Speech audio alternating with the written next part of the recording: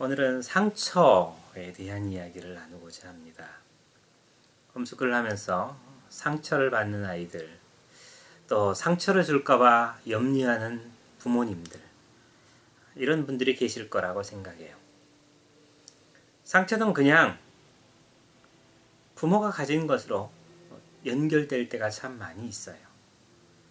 결국 우리가 가지고 있는 상처가 그것이 긍정적인 방향이건 반대 방향이건 간에 우리의 자녀들에게 영향을 주고 있다는 것이죠. 우리가 어렸을 때부터 정말 싫어하는 것, 거기에 상처가 있어서 그것을 다시는 돌아보고 싶지 않은 것이 있다면 그런 작은 모습만 비추어도 우리는 매우 놀라고 그것으로 인해서 자녀에게 그것이 얼마나 큰 문제인가, 얼마나 위험한가, 얼마나 나쁜 것인가를 심어주게 되죠. 그리고 자녀도 자연스럽게 그것들을 답습하거나 혹은 다른 방법으로 그것을 배워나가게 됩니다. 먼저 우리가 아이들의 모습을 보면 쉽게 상처받는 예민한 아이가 있는가 하면 쉽게 상처받지 않고 그냥 어떤 말이든지 그것을 뒤로 넘겨버리는 아이들이 있습니다. 쉽게 상처받지 않는다면 얼마나 좋을까요? 그러나 우리 자녀마다 다 달라요. 그들의 민감성에 따라서도 다르고 그들의 자존감에 의해서도 달라지고 그들이 자라오면서 느꼈던 여러 환경에 의해서 그것은 달라지기 때문에 우리가 쉽게 말하기는 어렵죠. 그러나 우리는 이 상처를 최소한 자녀에게 주는 것을 최소화해 나가는 게 중요할 거예요. 먼저 우리가 아이들이 상처받는 것들을 한번 생각해 보세요. 폭력, 폭언, 혹은 왕따처럼 외롭게 살게 만드는 것. 이런 것들을 우리는 생각하면 그것을 받으면 상처받을 수 없겠다, 없을 수 없겠다 이런 생각을 하죠. 누구나 마찬가지예요. 그런 상황이 생기면 상처를 받을 거예요. 그래서 우리는 화를 냈다가도 용서를 구하기도 하고 내가 이렇게 하면 안 되지라는 생각들을 하죠. 그리고 특히 폭력이 있는 가정, 함부로 폭행뿐만 아니라 욕설이 오가는 가정에 있다면 이 자녀들이 받는 것은 또 다를 거예요. 그런데 대부분 기독교 홈스쿨러 가정에서는 이런 예는 매우 드물어요. 그래서 이런 것으로 상처받는 것보다는 오히려 다른 형태로 상처받는 것이 많죠. 그 이유 중에 하나는 너무 잘해주려는 것, 자녀를 너무 많이 배려하는 것, 자녀의 모든 것을 다 책임져서 해주고자 하는 부모의 마음이 오히려 자녀로 하여금 상처받을 준비를 하게 만든다는 거예요. 부모는 그런 생각을 안 해요. 내가 너무 사랑해요. 나처럼 상처받지 않고 자라기를 원해요. 건강하기를 원해요. 정말 사랑을 너무 많이 받았으면 좋겠어요. 그것이 오히려 상처받는 아이로 키운다는 것을 생각해 보셔야 돼요. 여러분, 자녀는요, 굉장한 두뇌를 가지고 있고요. 많은 일을 해낼 수 있는 능력을 가지고 있어요. 아이가 5살이건 7살이건 그 아이는 결코 어리지 않아요. 힘이 없지도 않아요. 아이들은요, 책걸상을 다 나를 수 있고 집안을 다 청소할 수 있고요. 때로는 난장판을 만들 수 있어요. 그 에너지와 힘이 어디서 나와요? 그의 몸 안에 있는 거예요. 그들은 부모를 조절할 수 있어요. 자기가 원하는 것을 얻기 위해서 부모의 마음을 밀고 당기는 밀당도 할 줄 안단 말이죠. 그만한 두뇌를 가지고 있어요. 우리는 희한하게 그럼에도 불구하고 이 자녀들을 적게 낳으면서 이 자녀들이 매우 연약한 존재, 5살이 돼도 7살이 돼도 10살이 돼도 갓난 아이처럼 돌봐야 된다는 생각을 해요.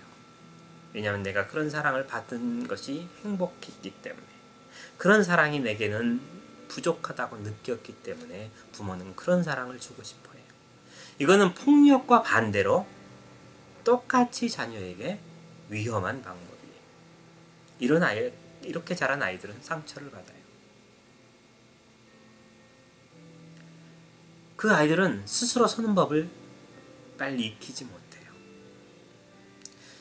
그런 아이들은 어디 가서 자기를 인정해주지 않는 분위기 속에서는 버텨내질 못해요. 결국 우리가 자녀를 잘 키운다라는 건 뭔가요? 하나님의 말씀이 그 안에 있고 그들이 이 사회 속에서 빛과 소금으로서 살아가는 거예요. 세상은 그들을 항상 호의적으로 봐주지 않아요. 그것을 이겨낼 수 있어야 돼요. 그것이 우리가 자녀를 양육하면서 가르쳐야 될 방법 중에 하나인 것이죠. 부모는 쉽게 자녀가 상처받을까봐 함부로 말을 못하는 거. 너 상처받았구나. 너 힘들겠구나. 너는 너무너무 사랑해. 너한테 너무 내가 큰 죄를 지었어. 잘못했어. 라고 말하는 것들이 있어요. 너 힘들지? 엄마가 해줄게. 그러면서 엄마가 힘든 일을 다 해요. 이런 아이들은요. 엄마 사랑해요.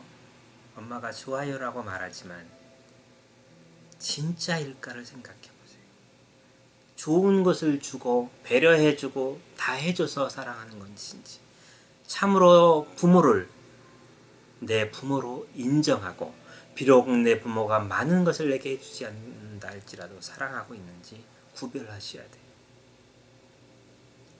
아이들의 그 멋진 말에 내가 이렇게 수고한 걸 잘했어 라고 착각하면 안 돼요. 내가 옳은 것을 요구해요. 때로는 힘들어요. 그것을 지키기 힘들고 완수하기 어려워요. 그럼에도 불구하고 그것을 끝까지 해내고 그 가운데서도 부모를 존경한다면 그 아이는 정말 부모를 존경하는 아이예요.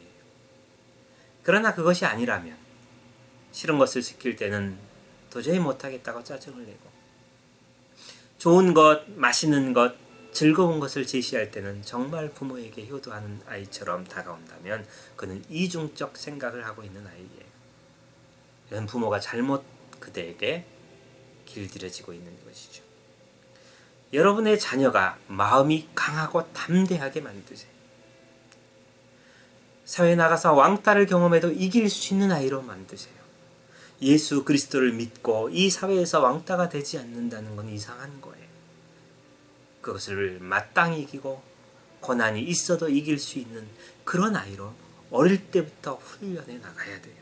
그래야 상처가 아니라 담대하게 나갈 수 있는 용기를 얻을 수 있기 때문에 저는 요즘 많은 부모들이 자녀를 1명 혹은 2명 이렇게 낳죠. 자녀들이 참 귀해요. 그러다 보니 너무도 많은 것을 쏟아붓고 그 자녀가 할 수 있는 것들마저도 하지 못하게 만들어버려요. 강한 아이가 약하게 되고 용감할 수 있는 아이가 비겁한 아이가 돼요. 부모가 어떤 방법과 어떤 형태와 어떤 마음으로 자녀를 다루는가는 그래서 매우 중요한 거예요. 하나님은 우리가 이 세상 안에서 강하고 담대하기를 원하세요. 하나님을 의지하면서 이 세상에 맞설 수 있는 그리스도인이 되기를 원하세요. 그것은 어린아이가 말을 알아듣는 그 순간부터 훈련은 시작돼야 돼요. 담대함의 훈련, 용기의 훈련, 외로움을 이기는 훈련, 고독을 넘어가는 훈련. 이런 것들을 꾸준히 해서 내 상처에 의해서 자녀를 양육하는 것이 아니라 하나님의 말씀에 의해서 양육하는 방법을 찾아가야 될 것입니다. 아이들이 상처받지 않게 하기 위해서는 아이들의 문제가 발생할 때가 있어요. 힘들어할 때가 있어요. 자기는 아무것도 못한다고 자포자기할 수도 있어요. 해봤더니 너무 힘들어서 그것을 해결할 수 없다라고 생각할 수도 있어요. 그럴 때 너는 할 수 있어. 그리고 네가 최선을 다한 다음에 제대로 완성되지 않아도 돼. 네가 최선을 다했다면 너는 그것으로 수고한 거야. 그리고 그것을 완성하기 위해서 다른 사람의 도움을 구해 함께 마무리를 하면 되는 거야. 라는 이런 삶의 방법을 알려주셔야 돼요. 못한다고 대신해 주는 게 아니라 그것을 해결할 방법. 혼자 안 되면 두 명이 안 되면 세 명이 하는 방법. 내 힘으로 안 되면 도구를 활용하는 방법. 이런 방법들을 알려줘서 그것을 극복하도록 도와주는 거예요. 또 하나는 사람의 인정을 받는데 급급하지 않게 해야 돼요. 하나님이 너를 인정하시니, 너를 사랑하시니, 너와 함께 계시니, 비록 모두가 너를 다 칭찬은 못하고 다 너를 좋게 여기진 않을지라도 너는 그것을 무시하고 넘어가. 네가 옳은 길을 선택했다면 그들의 말에 너무 신경 쓰지 마. 한 귀로 듣고 한 귀로 흘러버리면 돼. 그래서 그가 흔들림 없이 가는 길을 알려줘야 돼요. 그리고 절대 부모가 받은 상처를 전달하지 마세요. 그것을 전달했다면 다시 그것을 조정하세요. 말할 때마다, 생각할 때마다 그것을 다시 검사해 보세요. 그리고 자기의 약한 부분들이 그 부분인 것을 인식하고 있다면 특별히 그런 부분이 있을 때 어떤 말을 할까를 미리 준비해 놓으세요.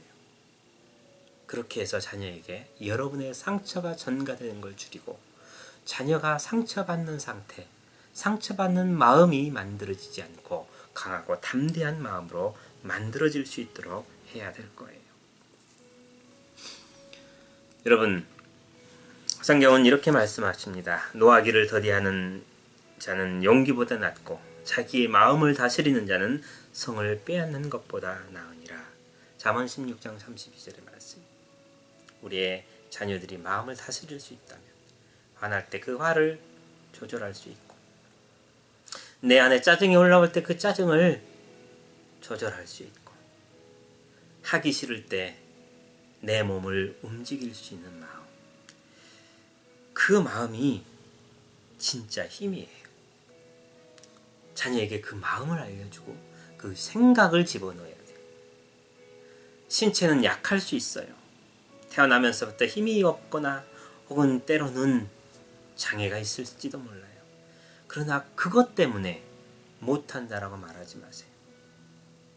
그것 때문에 우리는 더 큰 일을 할 수 있는 사람들의 많은 본을 봐왔어요. 우리의 신체의 문제, 그거는요 우리의 삶의 문제가 되지 않아요. 부모가 그걸 만들 뿐이에요. 오히려 우리의 마음의 장애가 우리의 인생의 장애를 만들어요. 여러분들이 그것들을 꼭 기억했으면 좋겠습니다. 또한 하나님은 가인에게 이렇게 말씀하셨어요. 너는 죄를 다스려라. 죄가 우리를 다스리는 게 아니에요. 우리가 죄를 다스릴 수 있어요. 우리의 마음도 우리가 다스릴 수 있어요. 우리에겐 그 능력이 있고 우리의 자녀에게도 있어요. 그래서 여호수아는 이렇게 말하죠. 백성들에게 마음을 강하게 하고 담대해라.